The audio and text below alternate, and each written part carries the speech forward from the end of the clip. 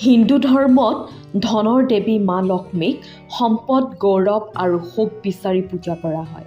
হিন্দু ধৰ্মত কন্যা সন্তানকো মা লক্ষ্মীৰ ৰূপ বুলি গণ্য কৰা হয়। কিন্তু কেতিয়াবা ভুলবশতঃ আমি এনে কিছুমান কাম কৰিবলৈ লওঁ যিয়ে মা লক্ষ্মীক ৰুষ্ট কৰি তুলিব পাৰে আৰু আপোনাৰ জীৱনত আৰ্থিক সমস্যাই দেখা দিব পাৰে। এনেবোৰ কাৰ্য যদি এজনী ছোৱালী বা মহিলাই ভুলবশতঃ কৰে তেন্তে মা লক্ষ্মী ৰুষ্ট হৈ পৰে। কেতিয়াও ভৰিত ঝাৰু নলগাব। কোৱা হয় যে যি ঘৰত ঝাৰু ভৰিৰে ব্যৱহাৰ কৰে বা ঝাৰুত ভৰি লগায় তেনে ঘৰত মা লক্ষ্মী কেতিয়াও বাস নকৰে। পুৰাণৰ মতে যি ঘৰত মহিলা বা ছোৱালীয়ে ঝাৰুত ভৰি লগায় তেনে ঘৰত মা লক্ষ্মী ৰুষ্ট হৈ পৰে। কেতিয়াও জোঠা বাচন গেছৰ ওপৰত এৰি নিদিব। কেতিয়াও জোঠা বাচন গেছৰ ওপৰত এৰি নাহিব।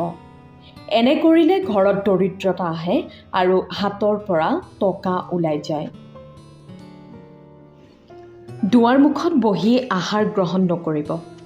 হিন্দু ধৰ্ম অনুসৰি মাটিত বহি আহাৰ গ্ৰহণ কৰাটো শুভ বুলি গণ্য কৰা হয়। কিন্তু কেতিয়াবা দেখা যায় যে ঘৰৰ মহিলাসকলে ঘৰৰ দুৱাৰমুখত বহি আহাৰ গ্ৰহণ কৰে। কেতিয়াও এনে নকৰিব, নহ'লে ঘৰলৈ দৰিদ্ৰতা আহিব। কেতিয়াও পাকঘৰত জোঠা বাচন বৰ্তন এৰি নাহিব। ৰাতি শুবলৈ যাওঁতে কেতিয়াও জোঠা বাচন বৰ্তন পাকঘৰত এৰি নিদিব।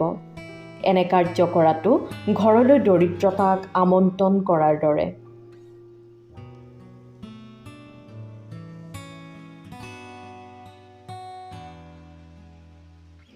ৰাতিপুৱা পলমকৈ নুঠিব।